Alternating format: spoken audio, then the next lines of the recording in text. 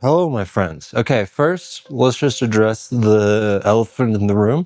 Here's the painting that I was working on last time we were talking. It is not done yet.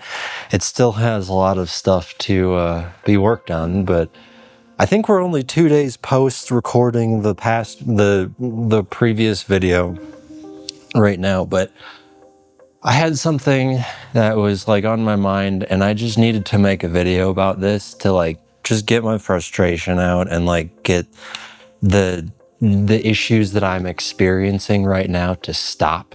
And so I'll just be straight up with you to start. So I have been diagnosed with autism, and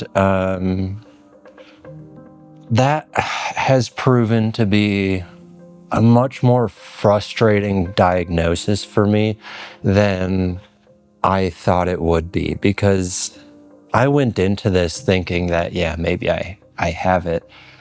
But now that like it's actually happened and set in, and I have sort of been interacting with the world as clinically diagnosed autistic person for a little bit now, I've like noticed some stuff that just I'm struggling with a lot right now. So I wanted to talk about it, and maybe, just maybe, somebody else out there feels the same, and it can be a little bit cathartic for you too. So the first thing that I wanted to just bring up, because I'll just be straight up, like right now I'm dealing with this thing where I use a volcano which has plastic bags that crinkles, and that crinkling sound will not stop replaying in my head, and it is driving me crazy, and I am struggling with it a lot right now. And I realized something about like why this is so frustrating, which is that like it's so misrepresented in modern culture. Like I keep hearing these things about like, oh, we need autism awareness, and my first instinct when I would hear that previously was like, I don't know if we really need that much more autistic awareness, because there's a lot of people right now that are like talking about it, and it's very mainstream. It's like a lot of people are aware of this. But then as I've sort of like come to understand my own diagnosis more now, I realize how fucking misrepresented this is in the culture. Which is that like most people have a perspective of like, you're a kid who needs CBD, who's having seizures all the time because they can't handle the sensory input, or you're like a TikTok girl who likes frogs and crystals, or you're like love on the spectrum and you have cognitive impairment. And it's like none of those things are what the actual thing is going on. Like for me specifically, I think it is very underrepresented in society and how people understand this, which is that, so I have no cognitive impairment, and in fact, I have a high cognitive capacity, which is just a fancy way of saying that I'm like a fairly smart dude. But I have severe sensory issues, and I have severe social issues. Like I go to a group every week that is a group designed to help socialize autistic adults. And I think that's what it is, at least. I think they just say it's neurodivergence, but I think it's mostly autistic people in there. But anyways, my point is this. Out of all of those people, I tend to be the one who struggles the most with social situation, it seems. And with social situations, it seems. But yet I still have very high functioning capacity in my mind. Like I can type stuff out really well, and I can talk to you in these situations, and I can articulate my feelings when there's not other people around. But when it's just like me and the camera, and I can like actually think about that. And so my point is this, that like we're in this weird situation where it's like, I think we actually do need more autistic awareness, out there, but we need way less people who are self-diagnosed talking about what their experience is like, because it softens what it actually means for most people. And like, that being said, I understand that we are operating in a situation where not everybody can afford time-wise or actually money-wise to go get a proper assessment. So I understand that self-diagnosis is important for, like, you know, maybe there's some people out there who have an accurate self-diagnosis, and then they can start operating within that diagnosis and figure out ways to handle things. Because for me, I used to get really overwhelmed before I knew that what was going on. I used to get really overwhelmed sensory-wise, and I didn't know what was going on. So I would just get pissed. Like, I would have multiple meltdowns per week where I was screaming and, like, you know, sometimes I would punch walls and stuff like that. And I'd get so fucking angry, and I didn't know really what was going on with myself. But now that I know what's going on, I can say, hey, I'm getting overstimulated right now. Please give me a few minutes to go calm down by myself. And I can go calm down and everything's fine. And so my point is that, like, maybe through some sort of self-diagnosis, somebody can find some sort of catharsis in that sense. You know, like, we'll bring it up into the three descriptions that I mentioned earlier, which is people think of kids who can't function. They think of adults who are on love on the spectrum who have cognitive impairments, which those people are awesome and, you know, dealing with their own stuff. But the producers of that show only chose people with cognitive impairments, which I think skews the public perspective on it a little bit. And then also you have the people who are not actually autistic, but are, like, quirky, a little bit traumatized and introverted, who are calling themselves autistic now. And so between those three things, you have, like, a vast misrepresentation of what it means to be autistic. Like, you have one person who's representing, like, not it at all. One person who's representing the most severe form of it, where they're completely unable to function. And then people who are representing maybe not the most severe version of it, but, like, probably not the standard either. And so I wanted to come to you today and just describe to you what my experience is like. I don't have any answers or any grand point I'm trying to make right now, other than to just explain what it has been like. But, like, let me just put it this way. I've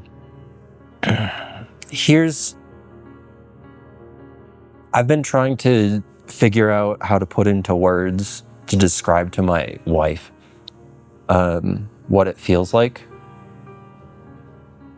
And I don't know, maybe I can help clarify it a little bit if anybody's interested. And so for me, it feels kind of like you were just like, so some of this is coming from an Arthur episode.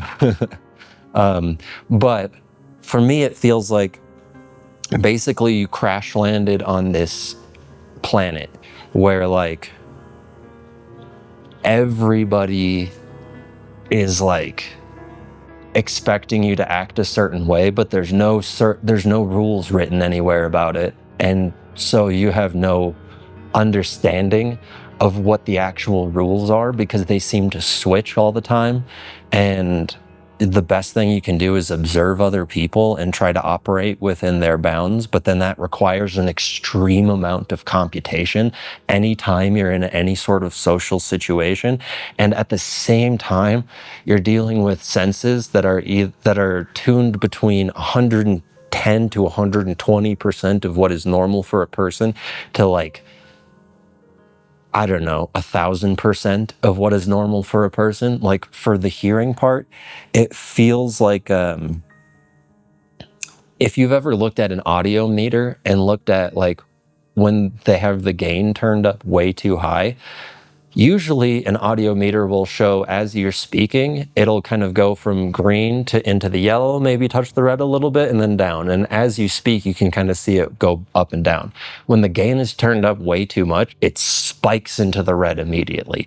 And then things distort and they hurt and it's really overwhelming. And so that's what the audio part is like. And the visual part is like, if you have an HDR image that you overexposed, but you're looking at it on an HDR display that has like really high brightness. And so the parts that are overexposed of the image are actually like actively hurting your eyes because it's so bright.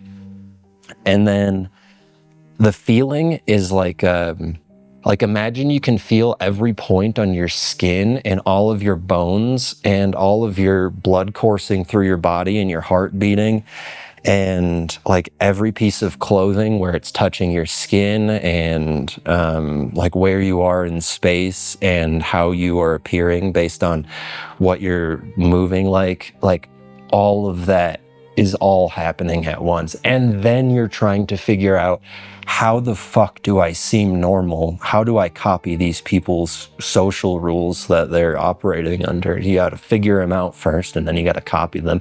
And then 9 times out of 10, you try and copy them, and then people look at you weird, and you're like, okay, so I fucked that one up. All right, what did I do wrong there? And then you have to figure that out. And then for me personally, I don't think this is like related to the autism specifically, but it feels like I was born with like a 5-dimensional Rubik's Cube surrounding me that I'm trying to fucking figure out at all times. But I'm like living in 3D space. And so like I'm walking around with this fucking 5D Rubik's Cube trying to solve it in my mind like 24/7. But then people are like, hey, just so you know, bills exist. And also you didn't smile when I twitched my face this way. And so now I think you're mad at me. And what's going on with that? And you're like, I'm just trying to exist. I'm just trying to think about this fucking Rubik's Cube. I don't care. Like, most of the time, I don't even want to like exist in 3D space. I would rather just exist in isolation, just focused on this fucking Rubik's Cube constantly so I can solve the fucking problem rather than being dragged in a million different directions at all time. And like, while you're dealing with that, you're dealing with these super intense like stimulus from like the inside of like how you feel, and then also trying really hard to like operate like a normal person. And it's just this super frustrating experience. And like, I can actually articulate this to you because I don't have cognitive impairment. And so because I don't have cognitive impairment, a lot of people look at this like I have no problems, like I can function like a regular person and that I should. And it's like, holy shit, if you could just switch brains with me for like one moment, I think you would understand a little bit more how overwhelming this experience is. Oh. So that all being said, I think I covered pretty much everything on how I'm feeling about this at the moment. There's really, I'm sure there's more that I'll think of in the future, and I'll probably make another video about this when I think about it more. And you know, like I've been having a lot of trouble talking about this on my channel because there's a lot of baggage that comes with telling people that you're autistic. There's, partially the people that will look at the TikTok people and be like, oh, he's not actually autistic. He's just another one of those internet people who's talking about it. And then there's also the baggage of like, then otherwise people will look at you as like a neurodivergent artist, not just as an artist, because I think my art is good for just an artist, not somebody who's also autistic. Like, I don't want that to be connected to my art at the same time. But I've gotten to this point where like I've been talking in spirals around this issue. Like, you probably, if you've watched my previous videos, you've seen me talk about sensory overload and different things like that, just in vague terms, but that's really what I'm referencing. And I was getting frustrated having to tiptoe around it all the time, and it just seemed like a good idea to sit down and discuss with you guys how I'm feeling about this and kind of give you a little bit of clarity on where I'm coming from. If you have any questions or you're curious about anything, leave them in the comments, because I am more than happy to clear up any perspectives or questions that you might have. And, again, it's a spectrum like they always talk about. So everybody's going to experience it a little bit differently. But my frustration is that it seems like, even though it is a spectrum that is experienced fully differently, that people tend to look at it as like it's one of these three categories. And I'm here to tell you that it is not one of those three categories a lot of the times. But I think that's all I have for you today. Again, if you have any questions or you want to talk about anything, throw it in the comments, and I'll engage with you guys. And yeah, I think that's all I've got. Until next week, where we will probably be continuously working on this piece, because it is a highly complex piece that I think is going to take a significant period of time. Until then, goodbye now. Hello, my friends. I'm coming back at you another 30 minutes after recording that video, and I just wanted to let you know that I still have that bag crinkling sound looping in my head. Welcome to my life. This is what it's fucking like. Hell yeah.